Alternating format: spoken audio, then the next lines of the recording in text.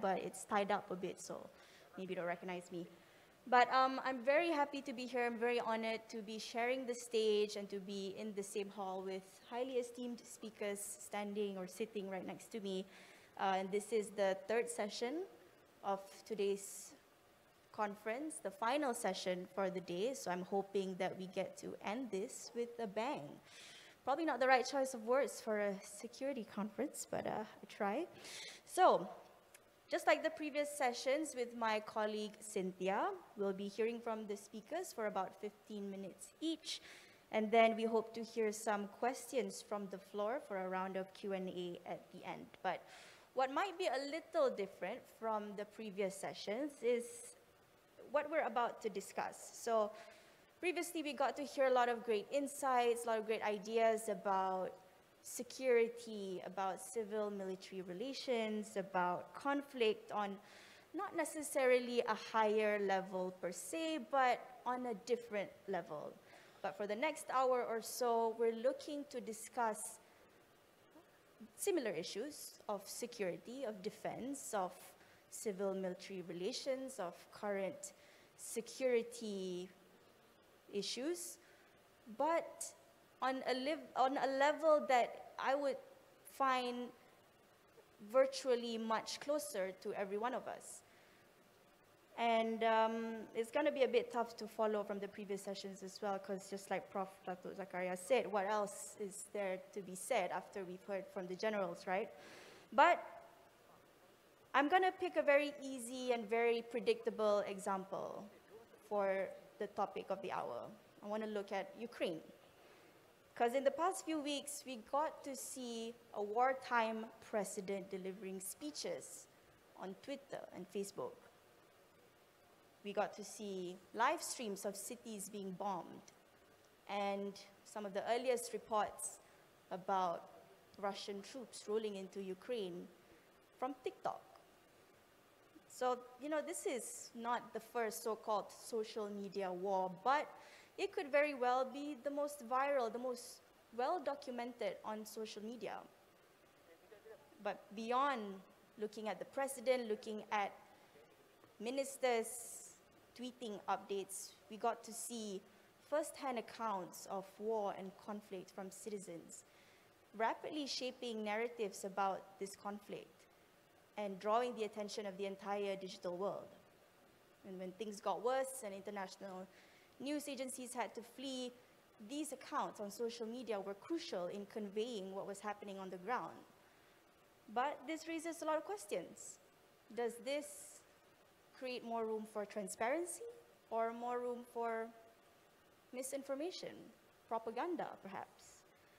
How has the speed, the spread of disseminating information change and influence wars today? How can we improve and safeguard the current environment and framework of reporting in wartime? And hopefully to be able to answer some of these questions is our lineup of panelists, speakers next to me and virtually. First up, we have Dr. Shashi Jayakumar, Senior Fellow, Head of Center of Excellence for National Security, Executive Coordinator of Future Issues and Technology, RSIS Singapore, and previously a Senior Visiting Research Fellow at the Lee Kuan Yew School of Public Policy with research interests including extremism, cyber, social resilience, and political history. And then after that, we want to hear from Ms. Munira Mustafa, who recently founded Chasseur Group and serving as its Executive Director and Principal Consultant. Also a non-resident fellow at New Lines Institute for Strategy and Policy, a Washington, D.C.-based independent policy think tank, and as well as a fellow at Verve Research. And virtually joining us today is Mr. Don Patan, Regional News Editor of The Nation, who also joined the Asia Foundation 3 years ago as a Senior Program Officer for Regional Cooperation and has spent the past 3 decades covering diplomacy, international relations, and insurgency in Southeast Asia. Thank you to all of our panelists and speakers joining us today and to everyone who's left in the hall. But we want to get straight to the meat of the issue today, and I think we'll start off with Dr. Shashi, who I believe will be able to paint us a picture on how social media is shaping conflicts and wars today. Please.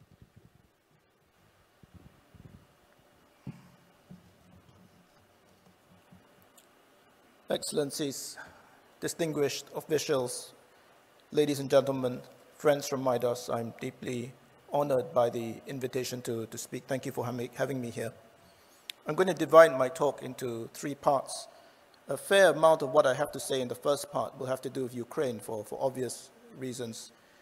Firstly, the military or kinetic aspect, although I should caution I'm not a deep dive expert in terms of military doctrine, but I did want to say a few words. Secondly, social media and disinformation. And thirdly, more generally, what it means for society. And if I have time, maybe a couple of remarks in terms of what I think we can do about it. The first part, I would say that this war has changed how we follow conflict, at least from my neck of the woods. It's particularly thrown into sharp relief the role of open source intelligence, OSINT. The most interesting news to me from this war comes not from official channels. These, of course, should be noted, but for my line of work, it is the dozens of accounts I follow on social media, which are not official accounts, but which convey all manner of news. Street fighting, the horrors of Mariupol, and so on. It's the unofficial, but likely credible citizen journalists, and sometimes soldiers themselves, who give feeds of drone strikes and also news of weapons deployments. We knew some of these were coming from official channels, but the news, the feed, the imagery of the actual use quite often comes, very interestingly, from unofficial sources. In addition to this, we have, of course, investigative news sites. One is Bellingcat, but there are others newer on the scene now, which provide near military-grade reporting in terms of, for example, troop movements. And indeed, to supplement this, ordinary Ukrainians tuning into unencrypted communications and in some cases telling their adversaries to go home and exactly what they thought of them in very colorful language.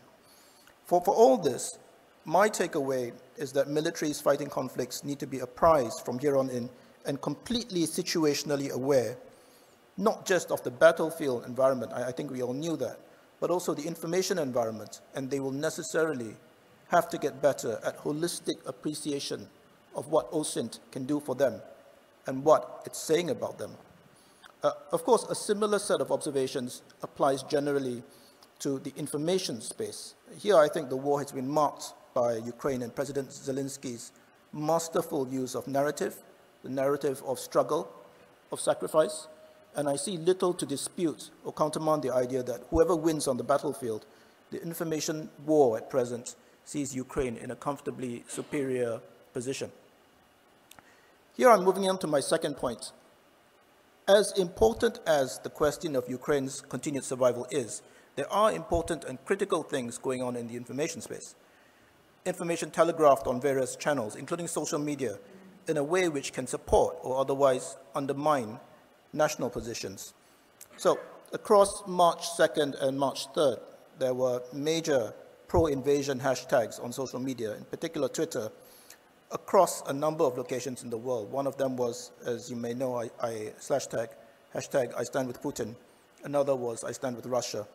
Many of these were created on the day of Russia's invasion, and the accounts were behaving in retweet clusters, implying overlapping activity. These were virtually non-existent before the invasion. So the sharp increases of activity that I'm talking about occurred on the day of or just following the emergency session of the UNGA, the vote to condemn the invasion of Ukraine by Russia. This is an emerging area, but I would say some of the research that has come out in public suggests that some of the activity associated with what I've just mentioned is inauthentic.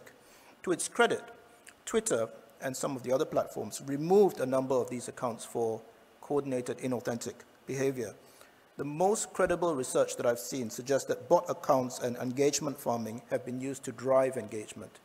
And this matters, it matters to us in this region because, and of course, this is public, you can find this, some of the accounts have been messaging in Asian and indeed Southeast Asian languages. It's very early days yet, but this in part represents, to me at least, targeted attempts to stir mass opinion in our part of the world. To be clear, these studies do also show other things. They show organic interaction, not fake, And in some cases, this is maybe representative of possibly genuinely held belief by genuine individuals. I'll circle back to this point. Here I want to say that where there's an official narrative by the state uses various means to convince its internal constituency first and foremost, but also countries aligned to it, or countries which may be sympathetic to parts of this narrative, will start to give off similar messages and to shape similar messages in the information space in similar ways. Consider, for example, how Chinese state-backed media followed many of the Kremlin's original points. Some of this is internal, but there's a leaked memo which you can find from the Cyberspace Administration of China. It's a directive which instructs major Chinese platforms and online news portals on how to regulate information concerning the war in Ukraine. And I think this is managing and controlling a domestic audience. Furthermore, according to some observers, the PRC's efforts in this information space reach beyond China's borders. I don't have time to get through all of these examples, but in official sources and then leaking out through social media, you see narratives which claim, for example, amplified claims on neo-Nazis in Ukraine, and also what begins as official messaging, sources like the Global Times and so on, talking about biolabs in Ukraine. So overall, it's clear that there's something going on which more or less is in alignment with the overall Kremlin information narrative. Some of these very same narratives have crystallized in social media and irradiate outwards. I'm turning now to my third point. Some of the themes that we see on social media in Asia, and including Southeast Asia, have, and I'll list some of them, pro-Russia content, strongman imagery of Putin, and favorable comparisons of this strongman against other leaders. Within this, there's also some anti-Western imagery, sentiment, rhetoric, mediated through the lens of various things, including historical colonial experiences. And there are still other strands. For example, and I'll give you one argument, what does Ukraine have to do with us? Another narrative, why do we have to take such a strong line? Now, this is especially present, I think, in the Singapore social media sphere, where the government and key leaders have given a principled position which was expounded in the first session by Minister for Defense, Dr. Ng Eng Hen. And also, if you like further examples, the strong streak of whataboutism. What about this? What about that? What about the US invasion of Iraq? What about Palestine? I'm not dismissing these concerns. I'm not saying they are false. Not for a moment am I saying that. But there's a strong streak of referring back to other historical incidents to deflect the main issue. In Singapore, there are voices in the country supporting Russia in society and supporting on social media. On social media, quite a few are clearly bots, newly created on various platforms, including on TikTok. In fact, in particular on TikTok, dedicated solely to this purpose. And they tend to emphasize, again, just one example of many, the strength of Russia's army, as well as the weaknesses of Singapore's army. And they kind of hint or intimate that doing these actions against Russia is useless or not very good as an idea. Perhaps this has occasioned some surprise on the part of observers, but to me, what is surprising is the level of polarization, segmentization within societies directly related to social media that this invasion has caused, not just in Singapore, but other parts of Southeast Asia. I think we need to be clear on this. Some of the narratives are fed, as I said earlier, by inauthentic activity across platforms with some degree of orchestration behind them. Now, of course, we can have a long discussion about the nature, the makeup, and origins of the activity on platforms ranging from TikTok to Telegram to Instagram. These, of course, need to be investigated further. Still early days. But I want to make two observations here. One is the influence and representative nature of these social media activities can be and is often exaggerated. It may not reflect all of society. I think we should bear that in mind. Secondly, it is reflective of some societal strands of thinking which are deep-rooted, cultural, historical, and which represent genuine belief. And so on have been known for some time, but we kind of forgot these things. So on a certain level, what I want to say is that while we should be concerned about bots, inauthentic activity orchestration, we should not be so surprised on another level, and we should be prepared to look sociologically at the actual roots of mass polarization and sentiment. That still leaves the issue of what to do. I don't have time for a deep excursus, but let me leave you with some thoughts.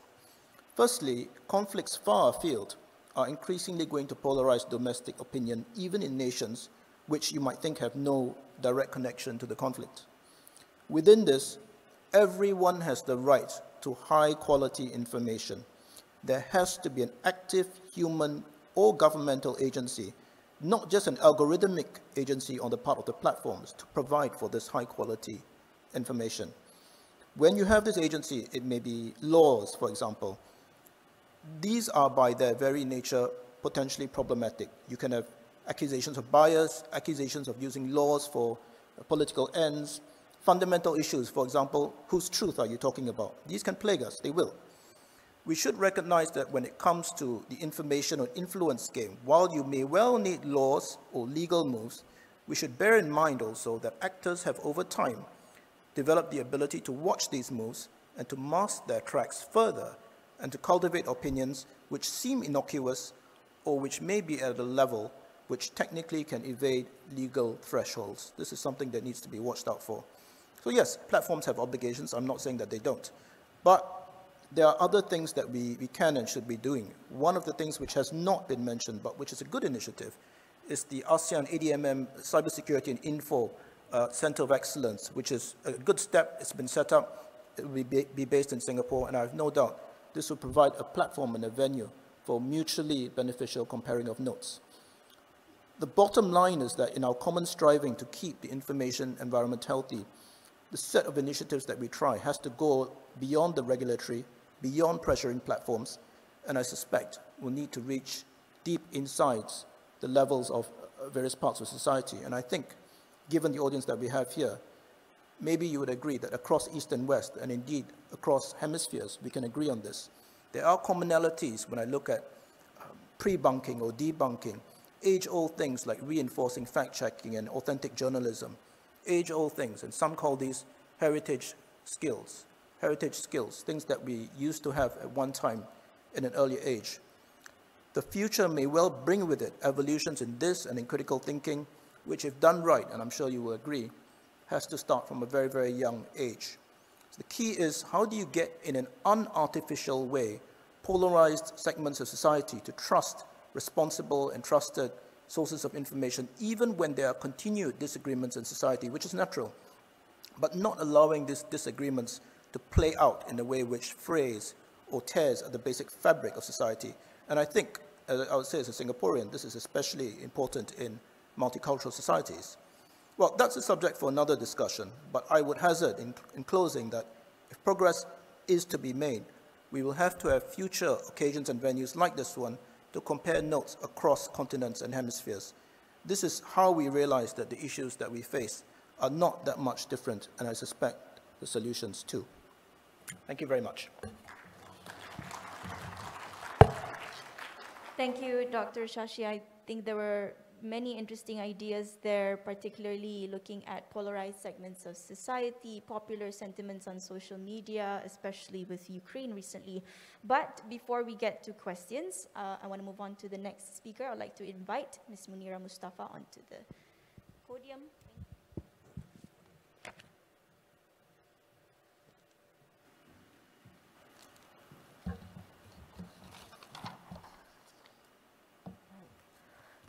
Right. Ladies and gentlemen, thank you for having me. I'm very excited to be here. So I'll be approaching information warfare from the intelligence practitioner's perspective. So our conversation today is going to center on a big topic with a multitude of layers to talk about, and I will do my best to try and keep it short. So what we understand about intelligence in the traditional sense is that intelligence and analysis play a key role to feed and inform policymakers in the process of making the right decision and to avoid strategic surprises, or at worst, unwanted outcomes. And good intel, as we know it, can assess probable outcomes of proposed policy options to identify the risks, and we know that this is important for national security, defense, and foreign policy. Now, I want to talk about open source intelligence, which is why I'm here today.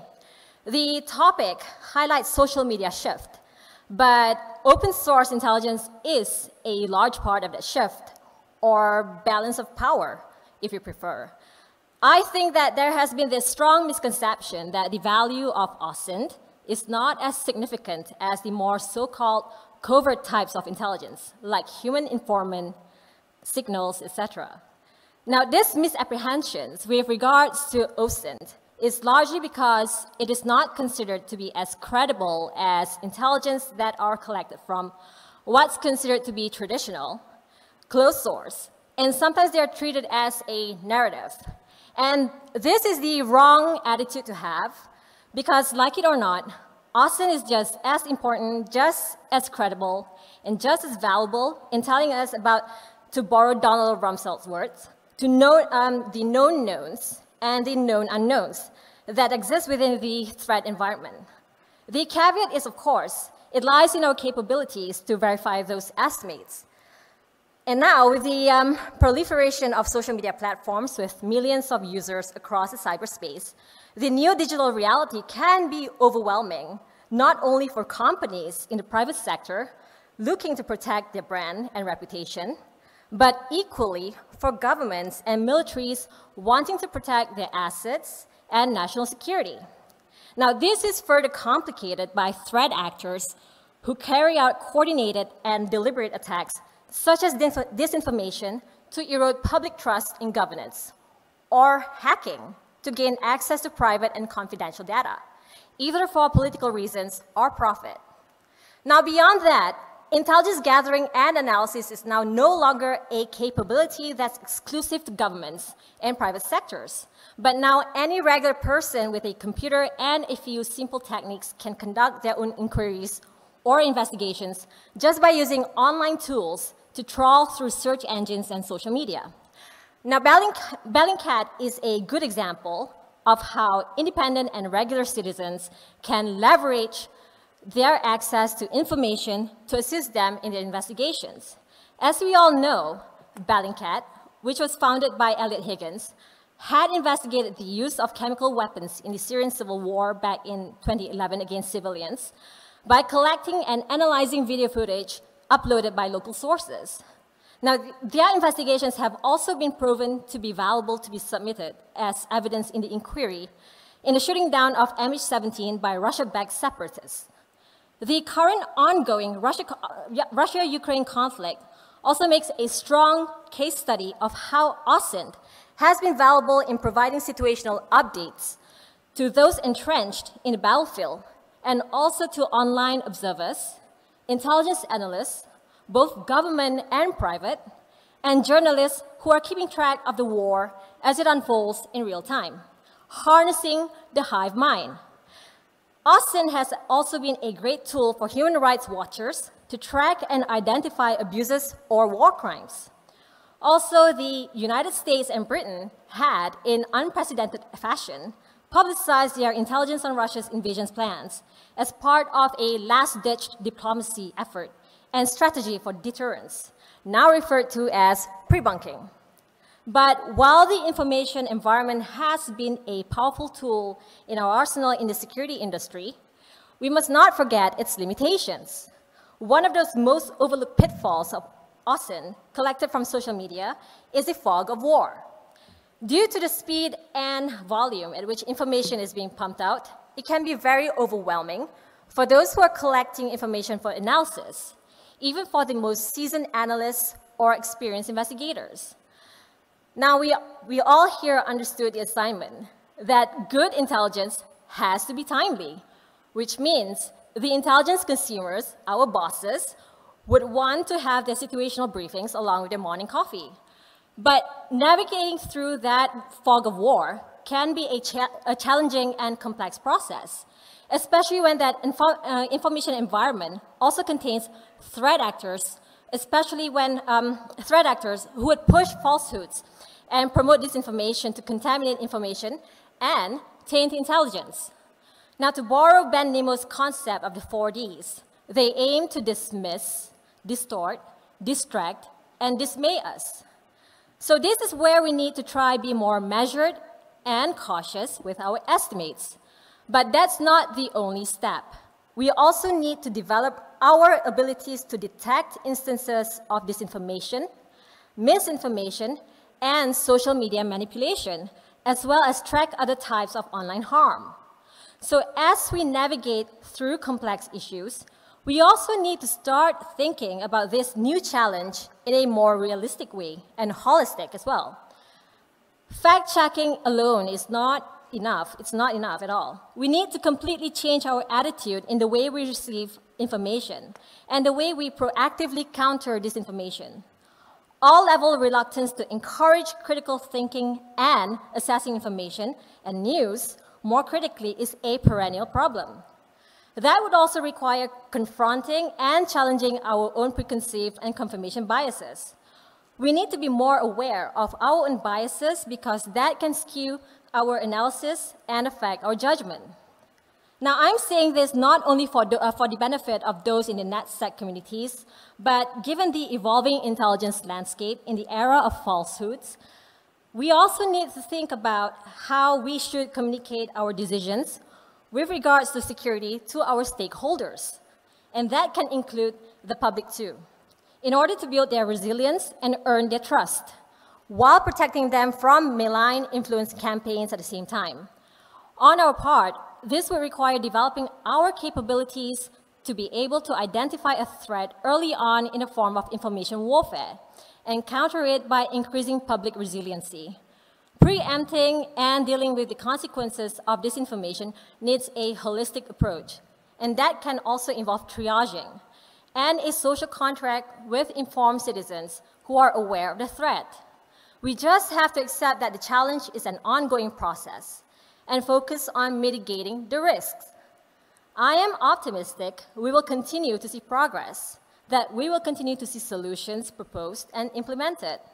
However, we must not place the burden on the social media users alone, but instead, we must try integrate that into policy as part of resiliency plan to protect the people from sophisticated information operation that seeks to demoralize them.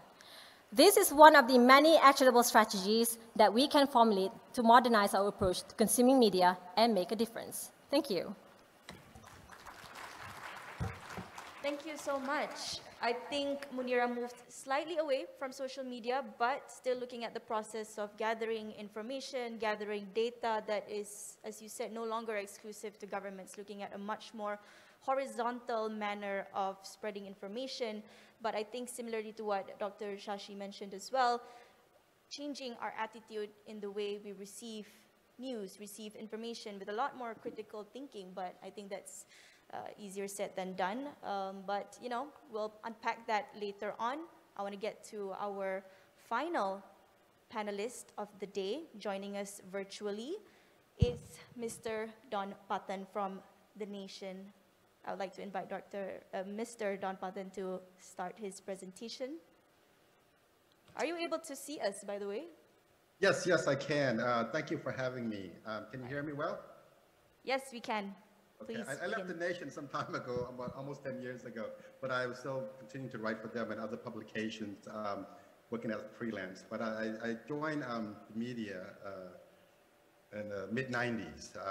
Back then, I remembered what we called news cycle, meaning that, the news would come out, the newspaper will come out once every 24 hours.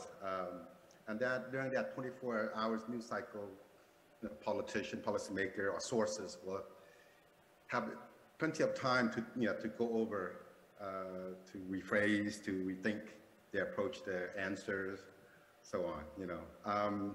Fast forward a little bit to 2000, or late 2000, in Afghanistan. I was there covering the war 20 years ago. I remembered one article, 1,000 word, I could get about 1,000 US from an international magazine. That same article today, I can probably get no more than $300. So that says something about how internet affected the mainstream media, the competition, the proliferation of the various outlets. Fast forward to today, I guess I could say that, having seen that transition over the past 30 years, I would say, well, on the surface, it reduced the cost of communication. We talk about social media and increased the speed of dissemination of information. Like I said, internet as a whole, it really hurt, it forced my industry to change. And that's part of the reason why I left and started doing consultancy. And now, 3 years ago, I joined the Asia Foundation. It's a development organization. But one of my jobs is to work on the Far South, the conflict insurgency in Thailand's Far South. It's an ethno-nationalist conflict. 7,000 people have died already since January 2004. The media, the social media is a platform where, both the mainstream media and the so-called, social media comes together. Or social media meaning that have not been vetted yet. This doesn't mean that mainstream media is that much better. In Thailand's case, people often ask me, it's the media. What's the role of the media in this conflict? Is it helping? I would say no. I would argue that it's part of the problem. And why is that? Partly because it's, well, mainly it's because it's the narrative that it embraces is still very state-constructed, state-centric. Even the reporting is still very Bangkok-centric, meaning the news editors in Bangkok decide what's news, what's not news. The bigger the death, the bigger the attack, the bigger the headline. So in other words, the conflict is still being treated as, not a conflict, but as more of a crime story,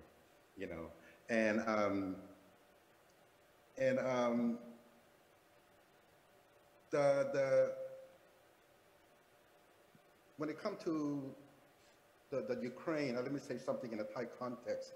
One of the things I noticed is that there's a lot of the conservative here, royalist / conservative element in Thailand are embracing this a very anti-democracy, without calling it that, by embracing a lot of the pro-Russia narrative, like Dr. Shashi was saying earlier, questions being raised in his country about, why this, why that, why would we have to care, but the conservative here have not been very happy with the Western countries preaching or criticizing the lack of democracy or the liberal democracy.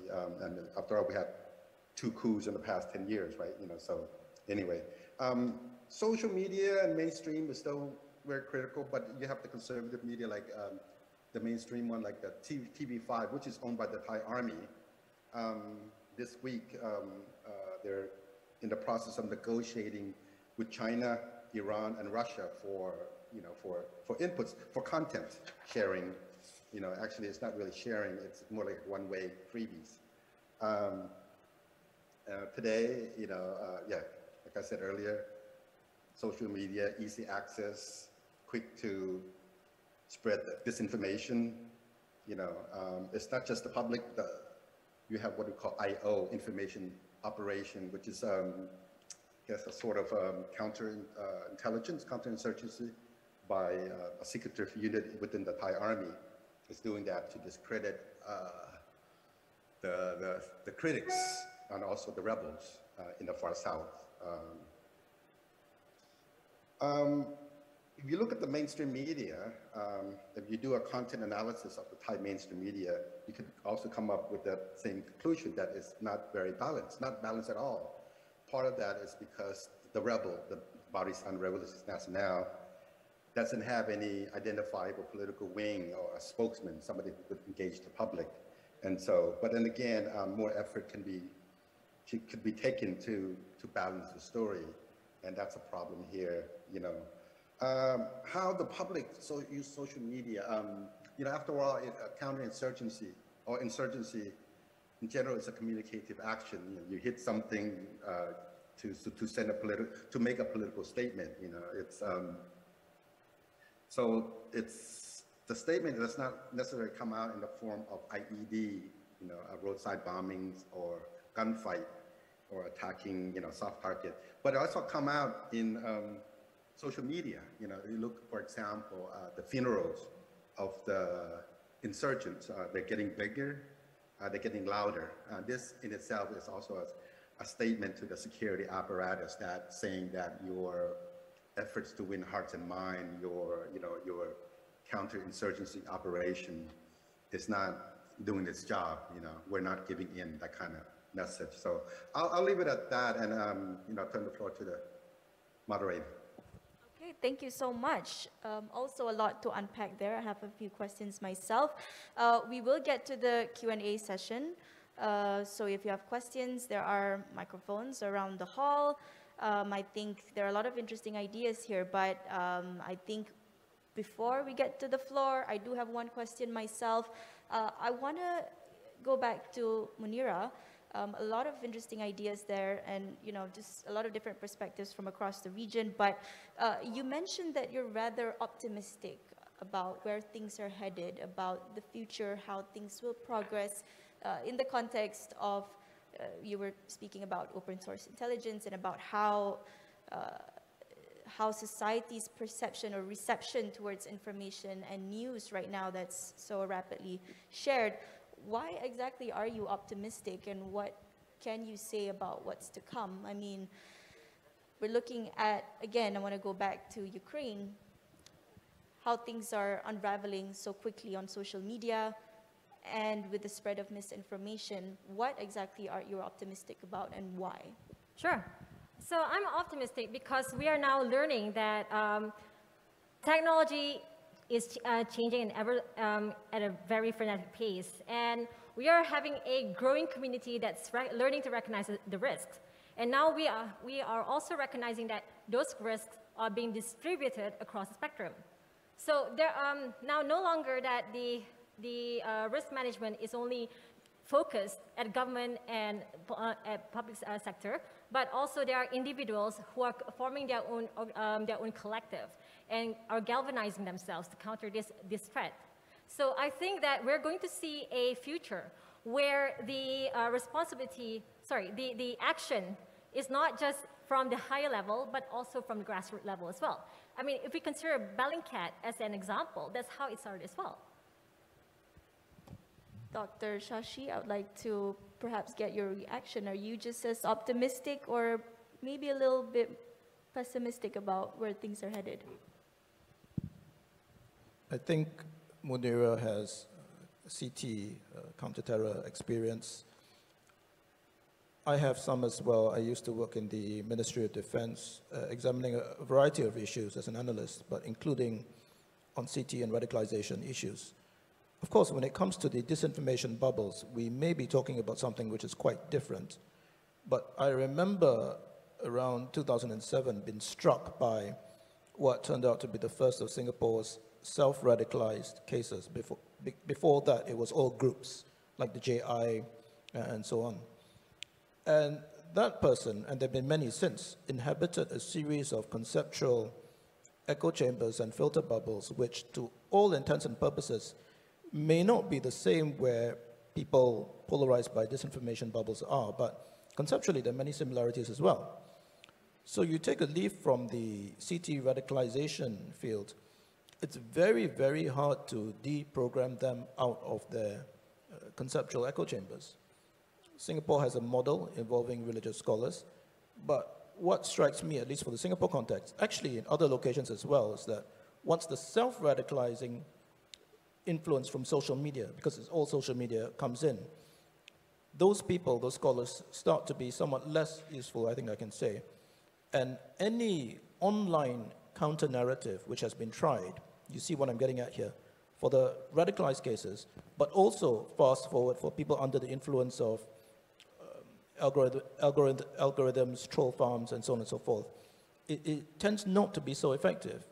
And I repeat something I've said elsewhere in other contexts for radicalization, and also people like what we're talking about now. I've not seen any online counter-narrative work. It's very, very intensive, face-to-face. I think Munira mentioned triage, agencies getting together, devoting resources to understand one person's mindset. And when you, again, for both, when you come across something which seems to be successful at the individual level, you rapidly find that it can't be scaled up at a societal level for whatever reason. I think more investigation is needed, but you think you have the secret sauce, then you go on to the next person who's under the influence, so to speak, who seems to be a carbon copy, same background, makeup, social media profile, same background in terms of upbringing, and it doesn't work for the second guy, but it worked for the first.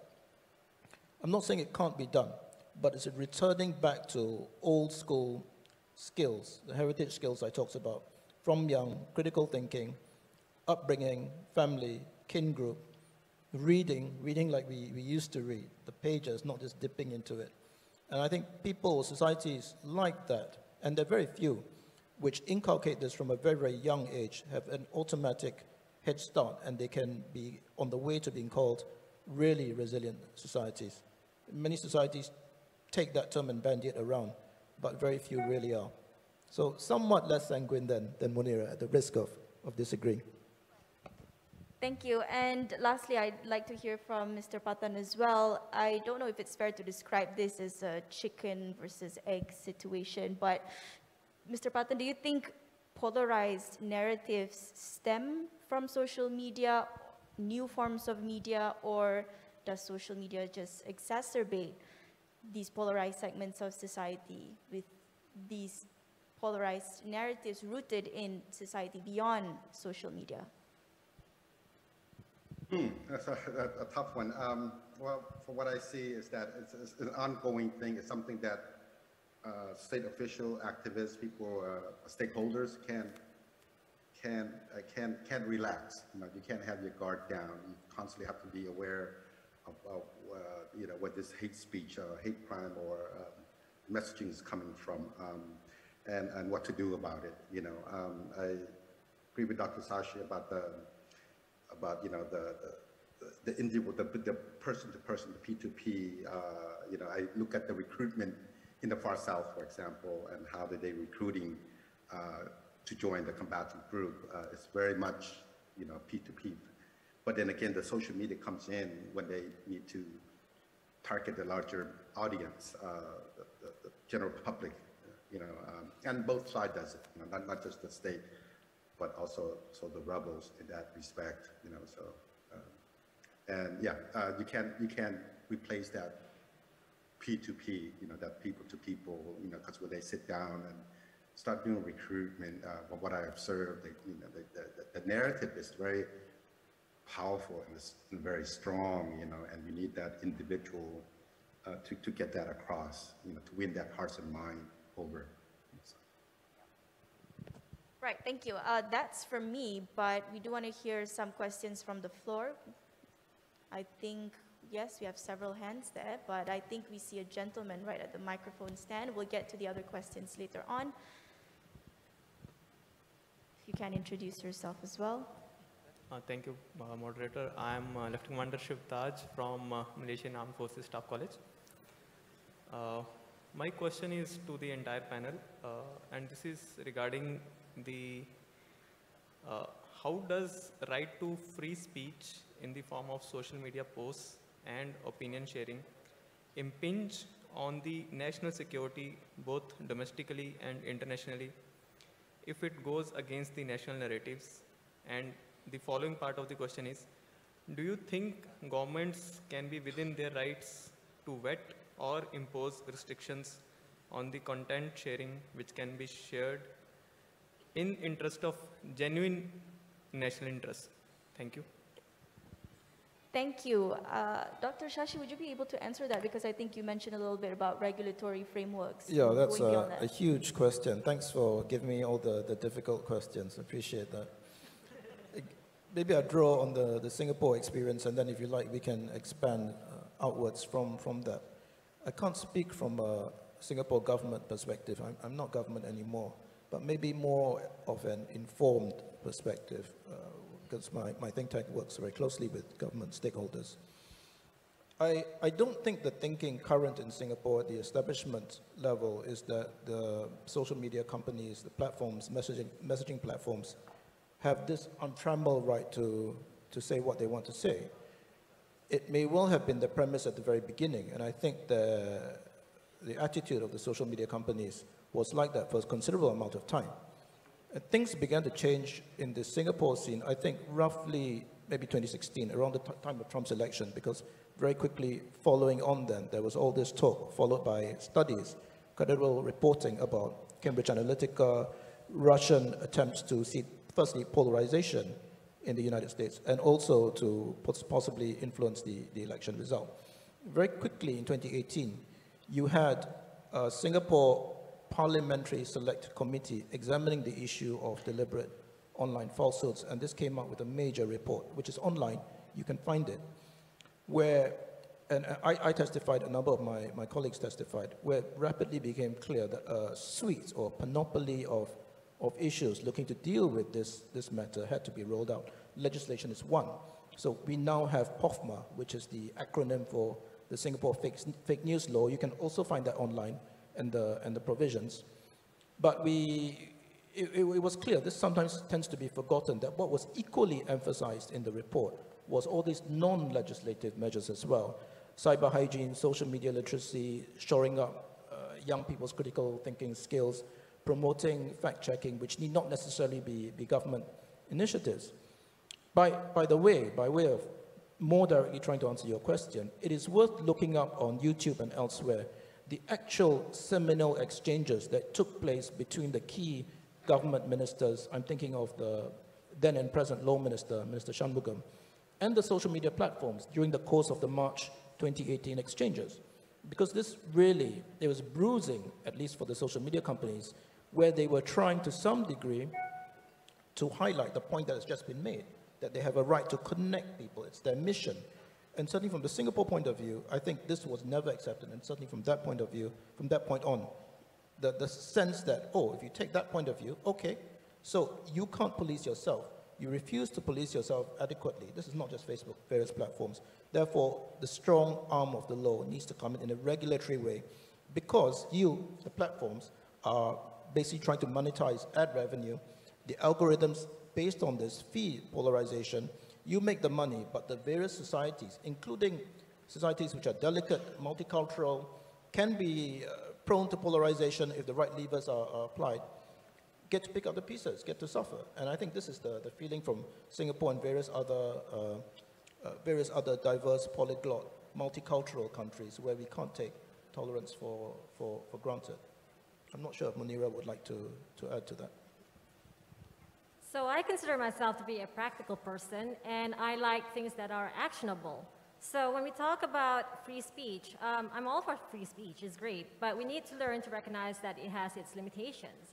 And we should try to recognize that the directionality of the vectors as well in terms of free speech. We can't have people creating harm to other people as well. So this is where we need to ascertain that boundaries, and that's important.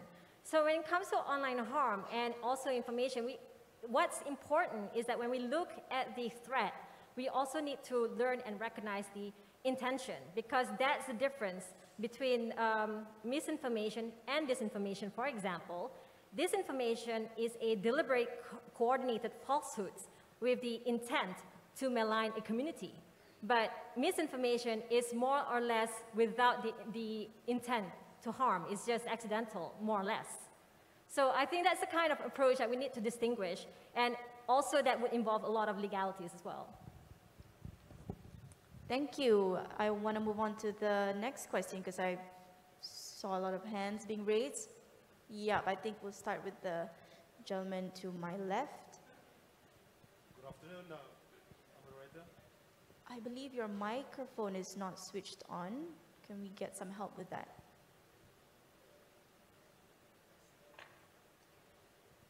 Testing 1, 2. All right. Thank you, moderator. Good afternoon to all.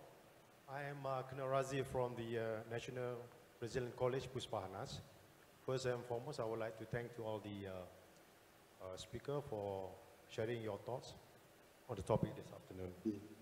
So my question is that still within the issues on the Russian and Ukraine conflict. So the conflict has been dominating the social media with many critical, analytical, and abusive comments. So how can the social media platform play the role of a mediator in this type of intense and hostile debate? Thank you very much.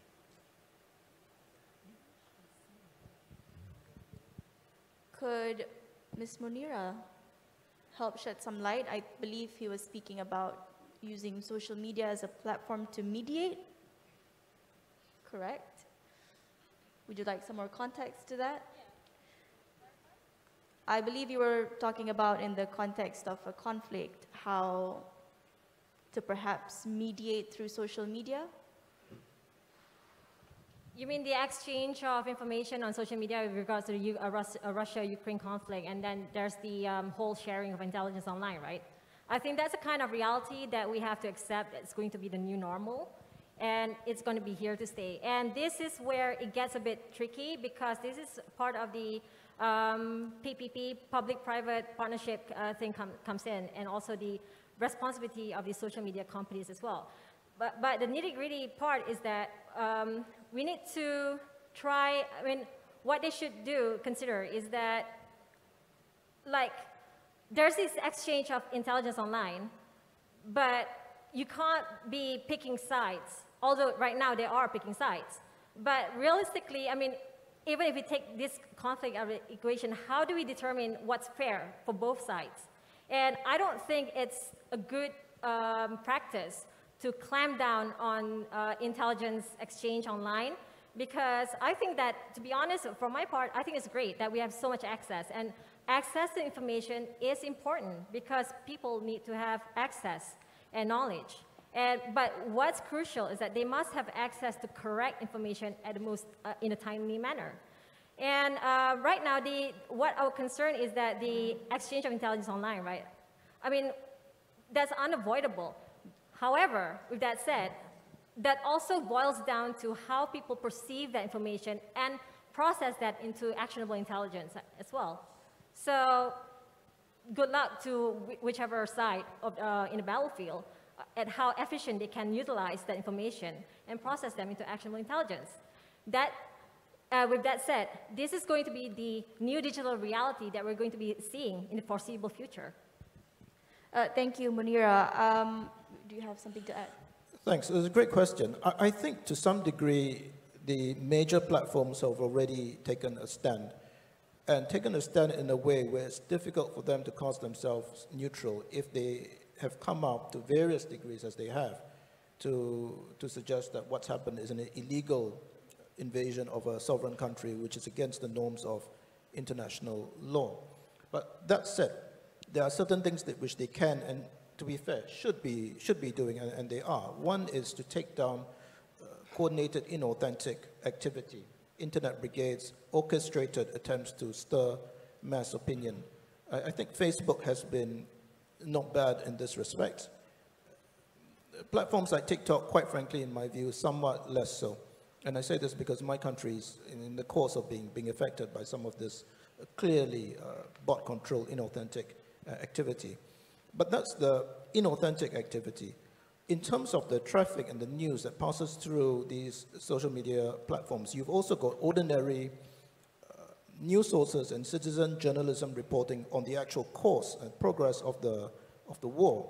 And here I think, I'm not in a position to give the platforms advice, but I think they need to be very careful, because you may very well get the sense from going through the feeds, and we may well be following the same accounts on Twitter and so on, that Ukraine is about to topple Russia as a military power, about to boot out the invaders from the country.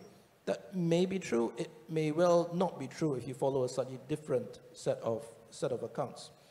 So even though the major platforms like Meta have been designated, I believe, a terrorist organization by the Russian state, even though that is the case, I think it is in their interest, if they want to preserve their credible news reporting chops, that they should report in a fair and even-handed manner. And of course, they are not a traditional news source. It may have to do with the algorithm. It may have to do, as I mentioned earlier, with taking down stuff which is clearly fake or coordinated. And fairness also applies in other ways. Don't hide the ugly truths, as difficult as it may be to stomach, when you come across news which is true or very close to being authenticated. And a good example, if those of you who follow this, you may have seen in the last 24 hours, Ukrainian troops who have captured a number of Russian POWs. The POWs are already wounded. How so? The clip doesn't show. They're interrogated, mostly in Russian. But towards the end of the clip, clearly it shows some of these Russian POWs having their legs shot. So I'm not saying it's a good thing or a bad thing. I don't want to come down either way in terms of whether the platform should or should not have carried it. But put it this way, they have not really had that many compunctions in showing authenticated videos of Russian military atrocities. So, sense of fairness. Thanks. Mr. Patan, would you like to add to that, looking at these risks? Yeah, I mean, you know, the question was about can social media play that mediation role, you know, in conflict. In my experience covering, you know, conflict in Southeast Asia, in the heart, mainland Southeast Asia, in the age of social media. I mean, I see social media as helping, in some way helping, making the atmosphere conducive for peace, put it that way, by promoting certain information about, you know, what constitutes war crime, what is rules of engagement, what are international norms or humanitarian principles that need to be embraced, that kind of discussions. I think, you know, a lot of people are online in Thailand, especially in the far south, where the conflict is, and I think in a way it forces people to be more careful, and instead of just, you know, saying anything, or what we're seeing coming out of Ukraine, you know. So that's that. But as the media itself, you know,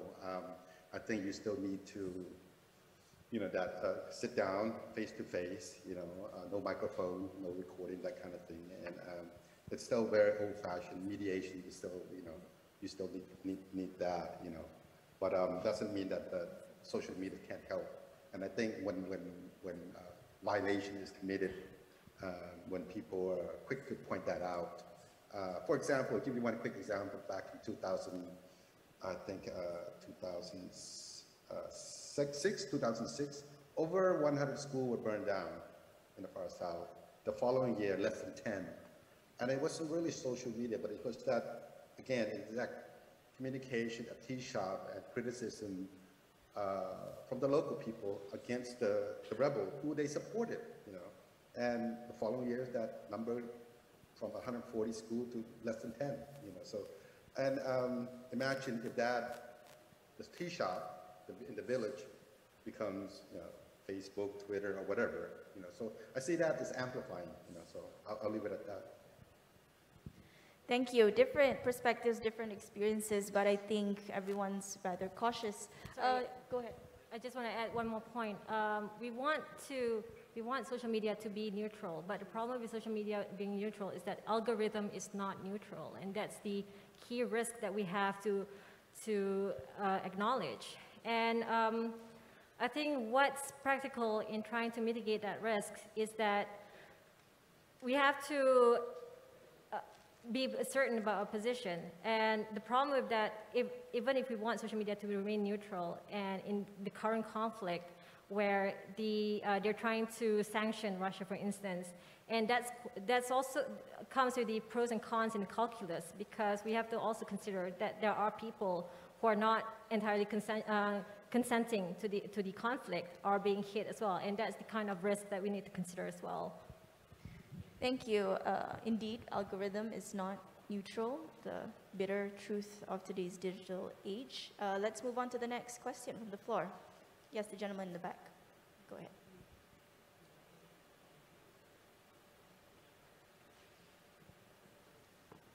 Assalamualaikum and good afternoon. Captain Fairuz from Malaysian Armed Forces Defence College. I have a question. I welcome feedback or comments from the respective speakers. The paradox of social media, the world is virtual, but the threat is real. This is going to dominate the domain of future warfare, as it requires huge effort to validate or verify the authenticity of the information. Do you agree that the social media have been weaponized, since it has been effective means to create, instill, and manipulate fear towards the adversaries, publics, or the community? Thank you. Thank you. Weaponizing social media to instill fear. I think, like to Dr. Shashi, speaking about authenticating.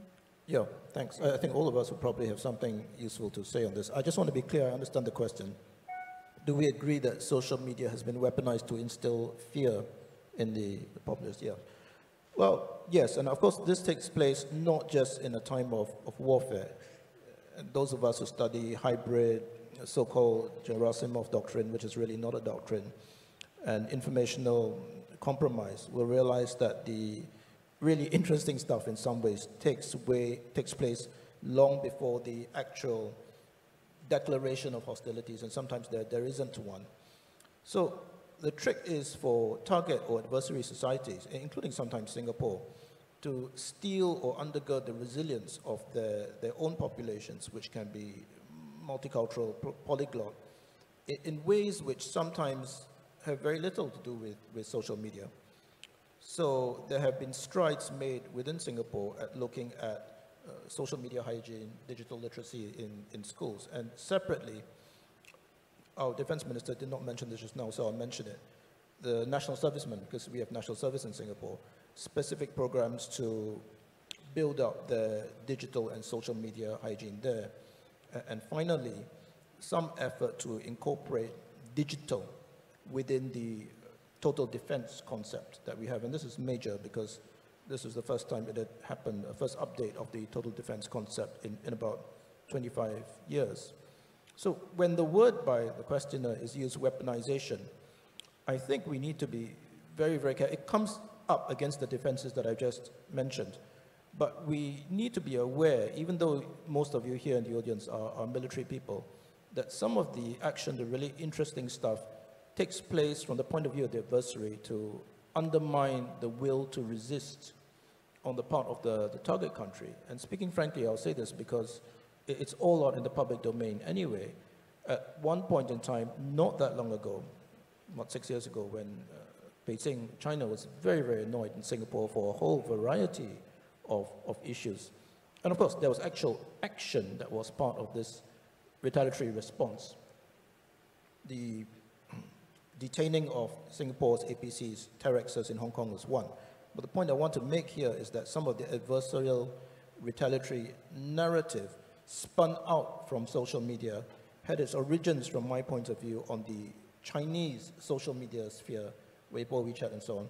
But then it transmutes itself across languages into the Singapore social media sphere. And it becomes, quite apart from the issue of bots and orchestration, which we can have a long discussion about, but it becomes sophisticated and tugs at Singaporeans' loyalties and heartstrings as well. Why are you opposing Beijing? Beijing is going to be strong, maybe the eventual winner in South China Sea. Why are you doing this? Why do you not support our view on South China Sea?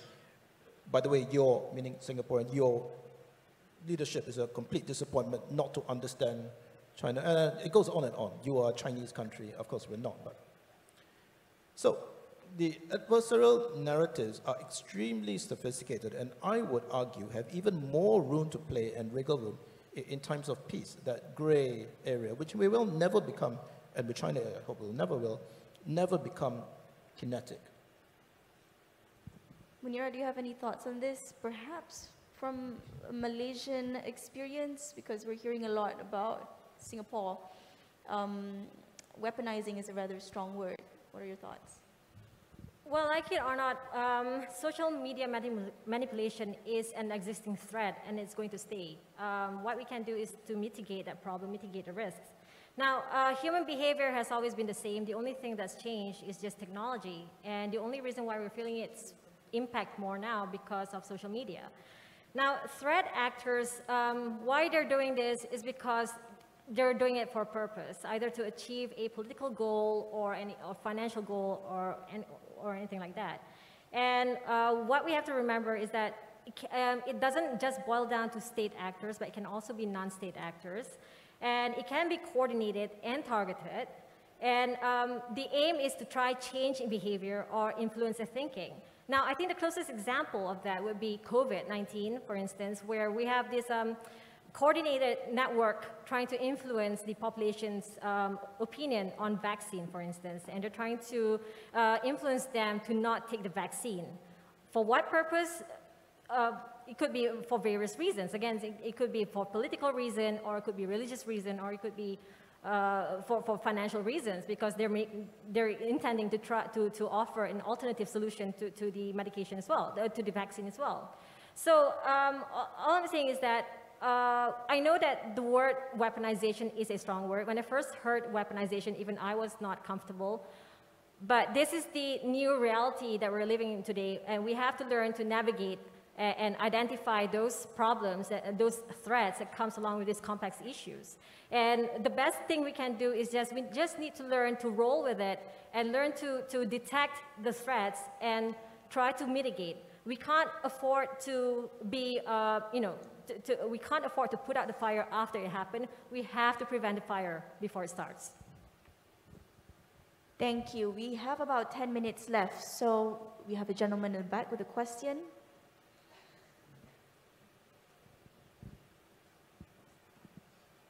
My name is Lieutenant Commander Shehryar from Malaysian Armed Forces Staff College. My question to the panel is, Twitter and WhatsApp are very powerful tools. For Twitter, owing to retweets, the originator of content disappears. Similarly, for WhatsApp, it's very difficult to trace the content back to originator. So don't you think in order to aid law enforcement agencies in tracing the source of false news or fake news, Twitter or WhatsApp, these groups should be pursued to add a provision wherein the originator's name or ID is watermarked on the picture or video. Same will preserve the originality of the content and at the same time aid the law enforcement agencies. Thank you. Thank you. Mr. Patan, looking at the role of law enforcement agencies in curbing, safeguarding social media platforms, I think the question specifically looked at Twitter and WhatsApp, and particularly at information being spread where there are no specific sources. What do you think? In Thailand, the state actor is part of the problem, and like I said earlier in my introduction, briefly, there's a group called what we call IO, Information Operation, to describe the work of so government agencies under the army behind these misinformation to discredit the critics. Keep in mind that we have ongoing political crisis that seems never ending. Anyway, so when the government, the law enforcement agency, or the government, the military that controls the power, it's been accused in the parliament. At the last no confidence debate, it was exposed. To the point of how much they were getting. So it's really hard to come up with the argument to say that we need to support our law agencies, our government, that kind of thing. When we're in this kind of situation, this political crisis. In the normal times, maybe, I would seriously have to think about that. But from my profession, whole profession, I'm shaped by the idea of free press, free and responsible press. So I'll leave it at that. Well, when you say state actors are part of the problem, that just unfolds an entirely different problem, an entirely new conversation, right? I do want to get Munira's perspective on this, because you, before this, repeatedly stressed the need for bottom-up structures of, safeguarding and protecting information dissemination. So looking at the role of law enforcement agencies is really not as simple as we might think, and as well as looking at Twitter and WhatsApp. I think in Malaysia, WhatsApp particularly poses a huge problem of identifying fake news where there are no specific sources. Your thoughts on this? I don't agree that we can't detect it. Actually, we can. I believe in forensic sciences. So what you're talking about is actually attributions and lawful access. So there are two different things. So the thing about all these falsehoods, they have to come from somewhere. And I don't agree. I mean, I think that it would be a mistake to think that we can't trace them. Actually, we can. We already have the capabilities. They're evolving as we speak. They're being developed as we speak. And the talent, the skill needed to do this kind of analysis is growing as we speak as well. So you can identify them. We just need to trace the source. It just allows the visualization of the network, and we can we can attribute a source, even though the information is overwhelming. But that's, again, to do that, we need to be more proactive. And again, as I said before, we need to try and be more agile and more alert in recognizing the threat, because that's when we can mitigate it from the start before it spreads. I saw you grab your mic. I believe you want to add to that. Thanks. That's an interesting one. The gentleman who asked the question, may I ask, is from which country? From Malaysia? From Pakistan. Pakistan. Thanks, sir. See, I recognize where the question comes from, and I apologize, you're from Pakistan, but I thought originally you might be from India, and let me explain, because some of the restrictions that were brought out by the social media platforms, or which governments tried to impose on the platforms following a spate of different kinds of incidents, lynchings, rumor mongerings, child abductions, and so on and so forth. So some of this directly led, if my understanding is correct, WhatsApp, for example, to initially roll out its forwarding limits, which have since spread to other jurisdictions as well. So my point is there are certain ways and means to do things. It's harder, maybe much harder, if we were talking about an encrypted platform. And regrettably, you said Malaysia. Actually, Singapore WhatsApp is the same. And some of the key news, including with regard to the pro-Ukraine, pro-Russia narrative that we've been talking about in the last few weeks, is on WhatsApp. And if I may say, it's on the family WhatsApp group somehow, which is the one WhatsApp group you cannot exit. Correct me if I'm wrong. The Singapore point of view is not been to precisely take up, sir, the prescriptions you gave regarding identification of the originator. Might be possible on Twitter, but as far as I understand the laws, and there are two major laws in Singapore. I mentioned one, which is the Singapore Fake News Law, which has been law since 2018, which is called POFMA, that's the acronym. And a much more recent law, which has been rolled out, the acronym is FICA, which is the Foreign Interference and Countermeasures Act. It's an act acting against these troll farms or state actors trying to parlay influence into Singapore society. So I will just briefly range across, because there are different clauses in these laws. Not so much, sir, the solution that you sketched out regarding identification of the originator. I suppose that's interesting and possible. But more, across the two laws, a set of clauses, depending on the law, which stipulate that the social media platform, whichever it may be, has, upon request of government, and if the government is concerned, it must fulfill a list of conditions, let's say it strongly suspects a coordinated influence campaign, has to provide technical assistance. So these are called technical assistance directions. So technical information with regard to, in the FICA case, it's not been tested yet. It may well happen. With regard to who's the originator of this account, who's the owner of this account, who are the influencers or the cheerleaders in the wider network. One would surmise, this is from my think tank perspective, I can't speak from government, that the platform, upon request, with justification, will have to provide this information, because they're pretty hefty penalties, even hefty from the rich social media points of view, penalties if the social media company chooses not to comply. So I do not have great many doubts from my personal point of view, given what's been happening, that over time FICA is likely to be used.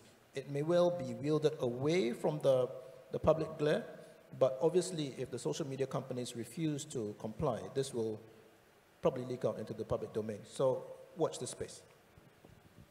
Thank you. The tools are there, but it really boils down to actors involved being more proactive and being more responsible.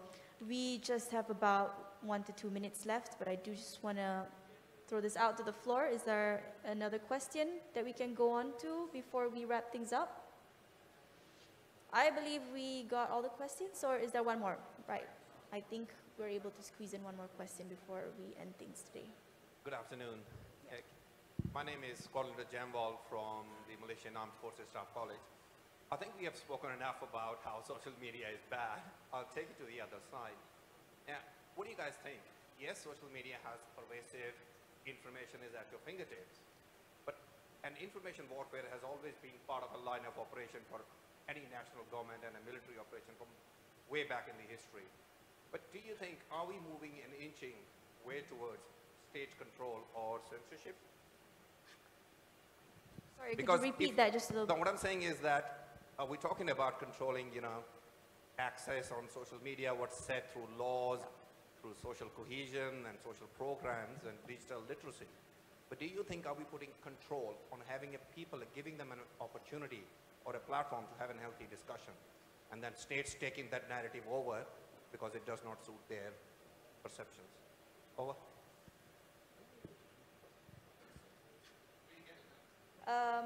It would be great if you could repeat that, but what I got from that was... I apologize, my hearing is not very... No, I will probably speak loud. What I'm saying is that, are we going towards more censorship on the social media?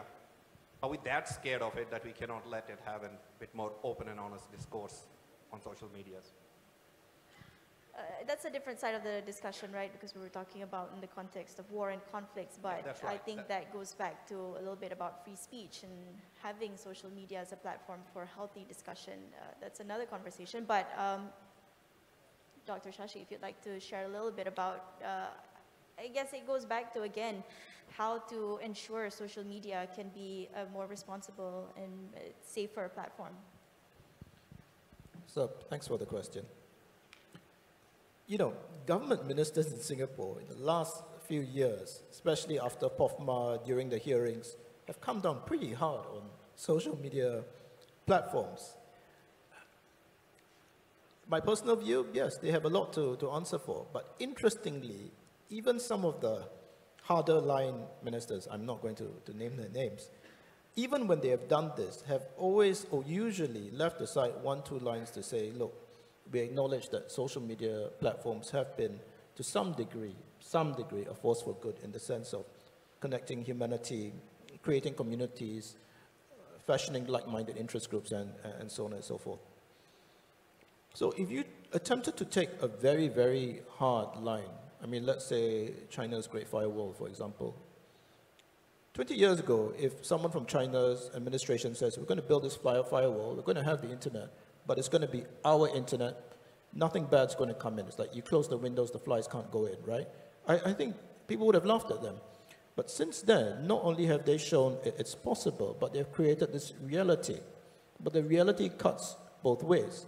They are safeguarding, from Beijing's point of view, the domestic constituency and preventing platforms, bad ideas, anti-state propaganda from coming in. Well and good.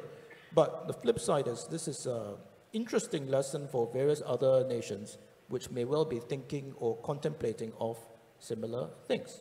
And I think we need to be very, very careful when we go down that road. I can speak maybe with more authority for Singapore, which, if you know anything about Singapore, has, despite what you may have heard, a relatively independent press and social media scene, and at an early stage when the internet, early 90s, started to take root in Singapore, I think key decisions were made not to control in the way that you may later have in other countries. Why?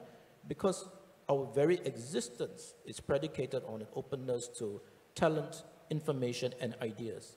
In particular, the ideas. You shut off the flow of ideas or the platforms which carry them, you're in deep trouble, and the ecosystem generally which underpins Singapore's success collapses anyway. So I'm not sure if this is your question, but it might be more interesting to refashion, and I hope the social media companies are listening, probably not, refashion the good work that they have done to effective countermeasures in terms of taking steps to what they themselves created, what I'm sure they'll admit, the problems they themselves created. And it's easier said than done. For every bot army troll farm, I've yet to see social media initiatives, and there have been some, which are realistic, credible, and effective at fighting to get you out of these echo chambers and filter bubbles. I gave you the example just now. You can be radicalized online. Very hard to de-radicalize you online. So there are green shoots taking place in Singapore, and I apologize for talking so much just about my country, but also in Southeast Asia. Maybe Don can talk about the Thailand and the South, where people in diverse polyglot countries are brought together through interest groups in a way where they do things which I think formerly would have been considered risky, at least in my society. Talk in a frank, unartificial fashion about faith, about issues across each other's scriptural texts. These are grassroots, meaning not astroturfed initiatives to bring together people who are actually very, very different, who if they went their own ways would probably fall prey to these chambers, these social media bubbles. And I think social media can have a role in bringing these people together and bringing like-minded, credible sources of information and people to interface with them. I'm not saying you leave the room necessarily agreeing with each other. You're not going to have this wonderful kumbaya moment. But at least, and all the sociological studies show this, once you facilitate this bringing together of minds, you're at least leaving the room respecting the other person's point of view, even though you may not necessarily have been brought around to that person's point of view. And that's the hardest thing to do. But in my personal view, that's called discourse. That's what we used to have, but maybe have lost to some degree. Thank you, Dr. Shashi, and please don't apologize. I think it's always great to hear the Singaporean perspective on free speech. It's always fun to hear. Thank you so much to our lineup of panelists today, and thank you so much for your questions. Thank you to Dr. Shashi Jayakumar of RSIS, Munira Mustafa of Shasser Group, and Mr. Don Patan joining us virtually of The Nation. Thank you so much to our panelists, and thank you again to everyone in the hall for having us and for your questions. Great stuff that we got out here today, and I would like to, I guess, wrap things up for the day and leave the rest to my friend Mior. Thank you very much. May we request moderator and speakers to remain on stage as we go along with the closing remarks. Ladies and gentlemen, before we end our forum today, I would like to invite Young Berusaha, Mr. Nur Hisham Rosli, Acting Chief Executive Midas, to deliver his closing remarks.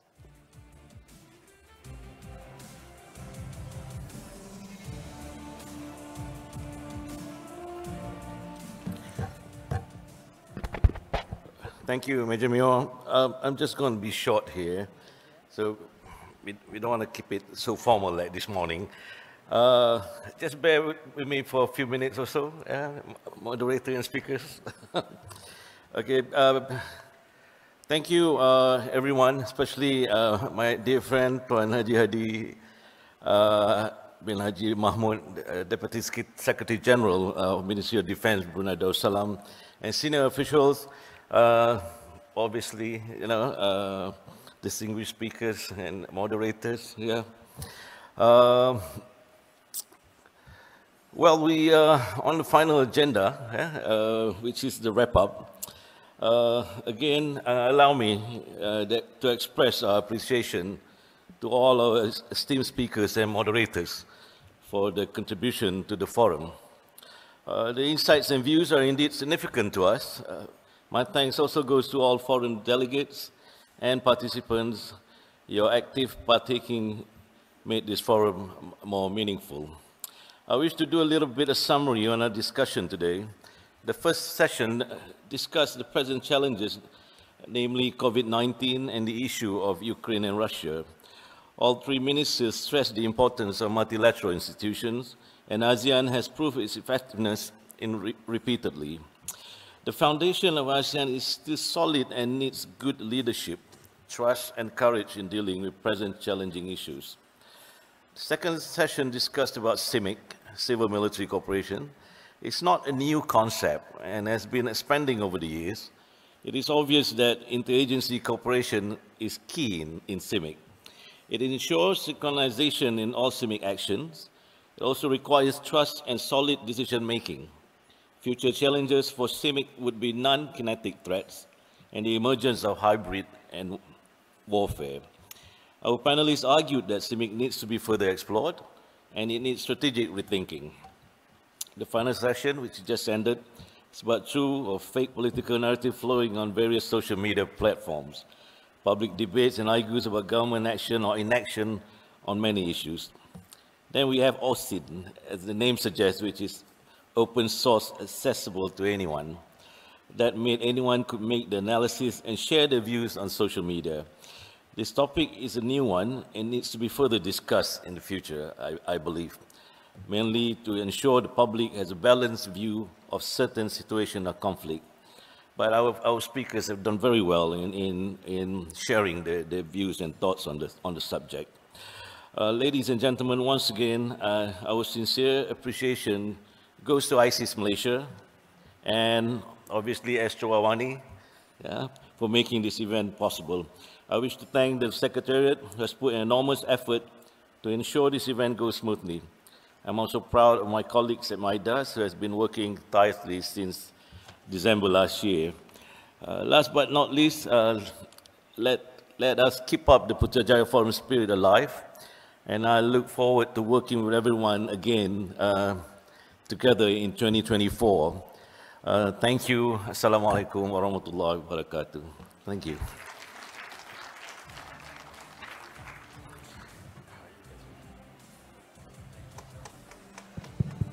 Thank you very much, Mr. Nur Hisham. Ladies and gentlemen, please give a big round of applause to our moderators and speakers.